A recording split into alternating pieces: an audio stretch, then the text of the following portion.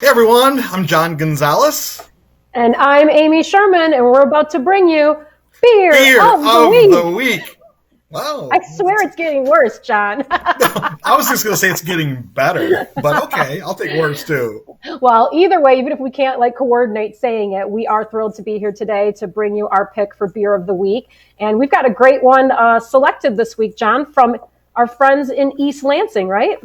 We do. Before we announce the Beer of the Week, I just want to say thank you to all of you tuning in right now, and also thanks to our past Beers of the Week. It's been a lot of fun as we do this every week, every Friday on MLive.com and our Michigan's Best page to bring you kind of what we're drinking, because the way things are going these days, we're trying some beverages, right, Amy?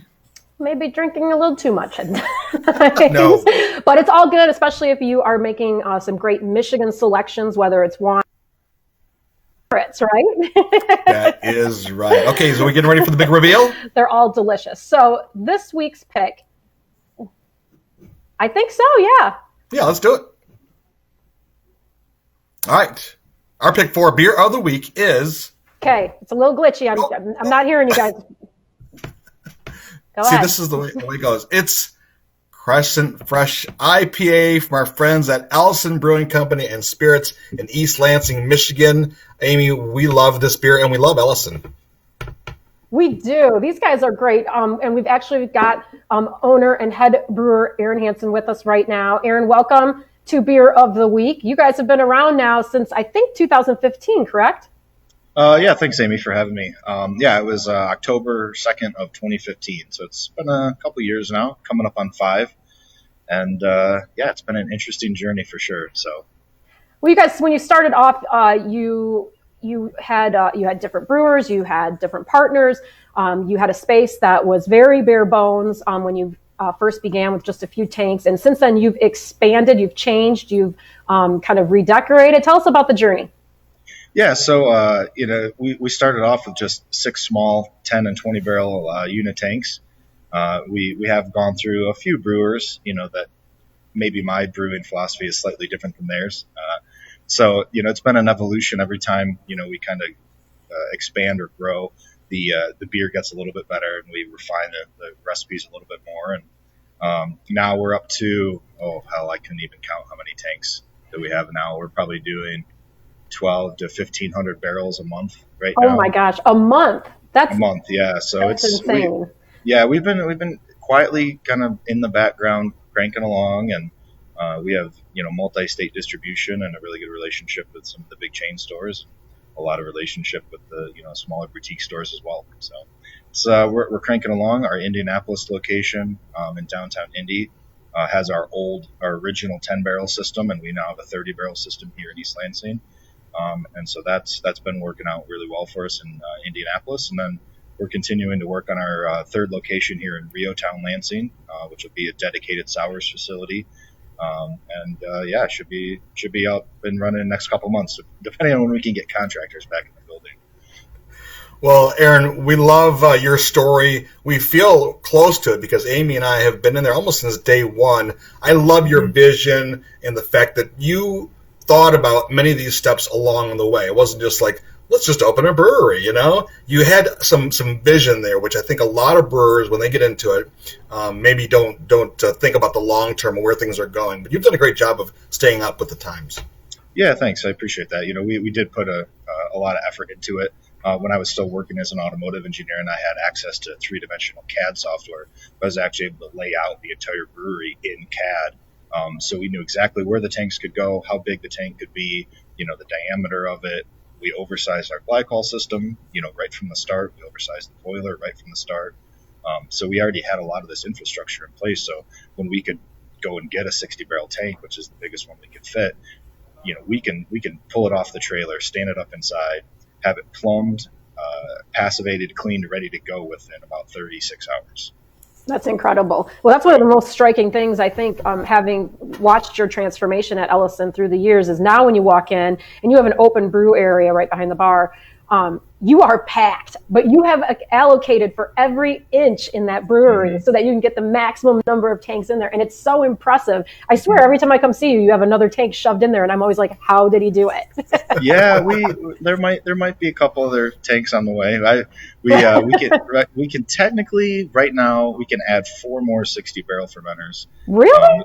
Yep, we have to swap out 2 of our 30-barrel fermenters to do it. But we do have that space. We're just kind of everything is inches. It's right there, So, but we're almost to the point where we're outgrown this facility. So I do have been working on other plans for the end of 2021 to do a new facility somewhere in Metro Detroit. Oh, wow. Wow. Big change. Breaking news. Yeah, breaking news right here on MLive.com during Beer of the Week. So, Aaron, tell us a little bit about the brewing philosophy at Ellison.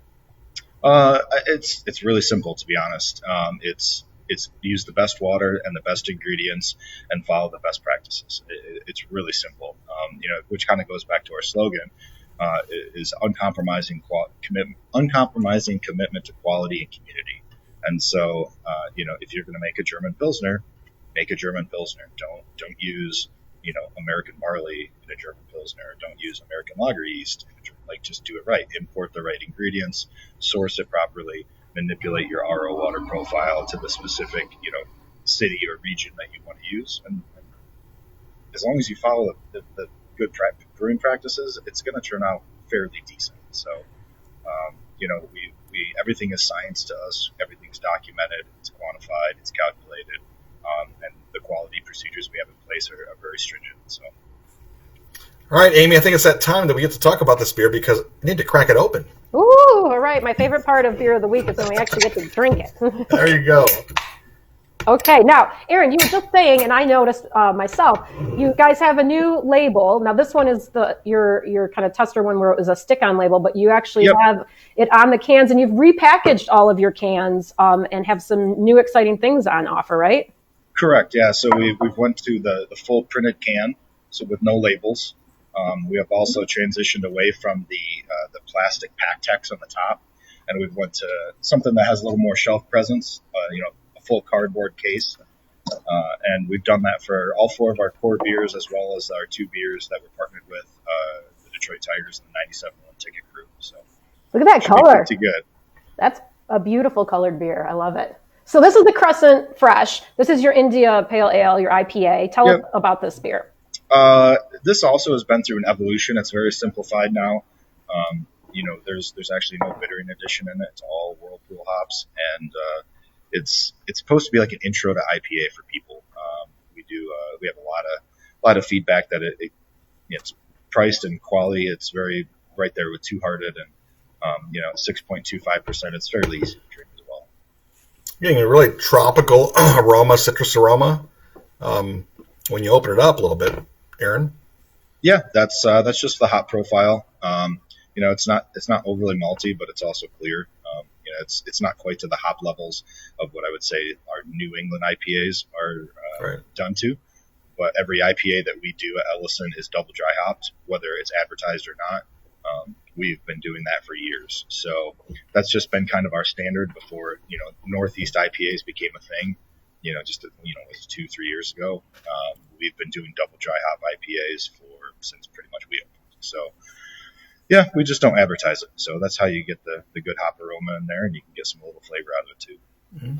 Yeah, I love it. It's a really clear beer too. There's definitely not a haze in this one, which I personally appreciate. And I like how it isn't a nose puncher. It's really balanced in the sense that it is a kind of a lighter hop profile. So I kind of agree with you. If you're not sure about IPAs, this would be a good one to try because it's gonna, not kill you with the hops. You're still gonna be able to enjoy the whole beer. Very smooth when you're drinking. Very smooth when you're swallowing. Good crisp kind of finish. I like it a lot. And at 6.5, that's nice. It's a little bit lower than say like a Two Hearted. So it's supposed to. Yeah, like I said, it's like intro to IPA for non-craft beer drinkers. So yeah, it's a good way to describe it, Aaron, because I think it would appeal to a mass audience. But I'm not getting a lot of bitter on the back end, just a slight bitter. Are you? What's the IBUs on this beer? It's actually calculated out. It's about 70 IBUs. Is it really? Yep. I would not have guessed that. So it's just the way it's applied.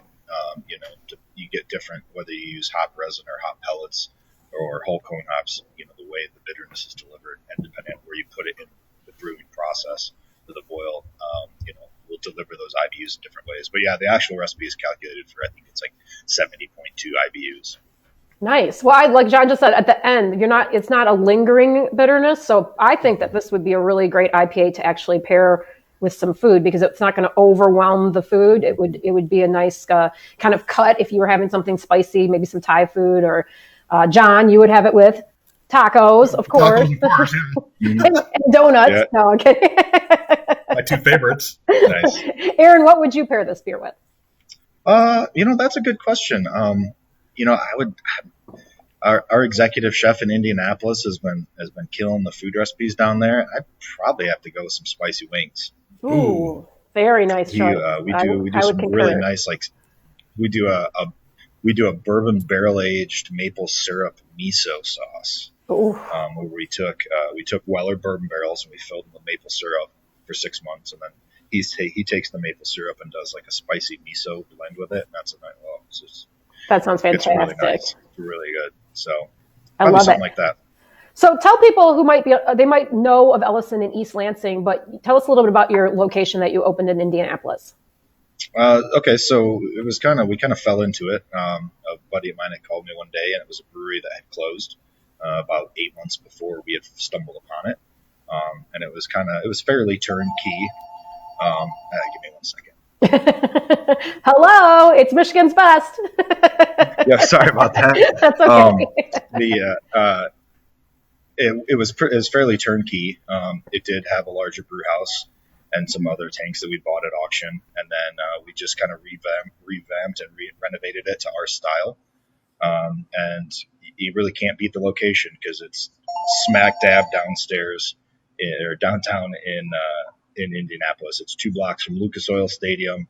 It's 1 block from Bankers Life Stadium, and we're also partnered with the Handlebar, which a lot of people might know from downtown Detroit, which is the pedal pubs, where you can throw 16 people on these things and you can pedal around to bars. We're partnered with the Indianapolis Handlebar Group, which he's actually a Michigan guy as well. And so we are the starting and stopping point for all handlebar tours in downtown Indy. So really nice, like Michigan theme tied in there. We're active with the Michigan State Alumni Group in Indianapolis because of the location.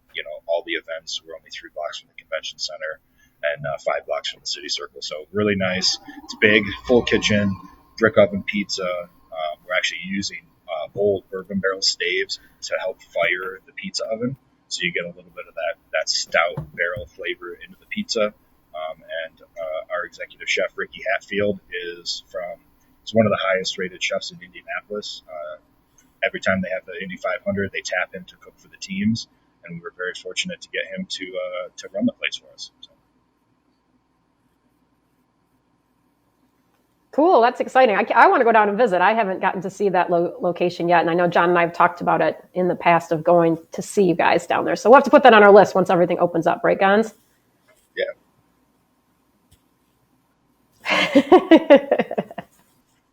He might have froze. That's all right. He'll come back to us, I'm sure. Oh, so yeah. What can people look forward to once things kind of reopen? Do you have any new beer releases ready for the summer? Anything they can look forward to at East Lansing or on shelves across Michigan?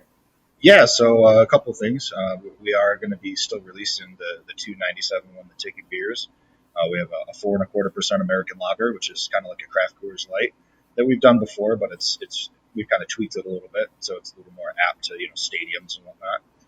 That'll be available in cans and cardboard cases, and we also have the 97 Won the Ticket Hazy Pale, which is a 5.7% hazy pale with Mosaic and Amarillo hops. That is amazing, and we've had a really good reception of that in downtown Detroit.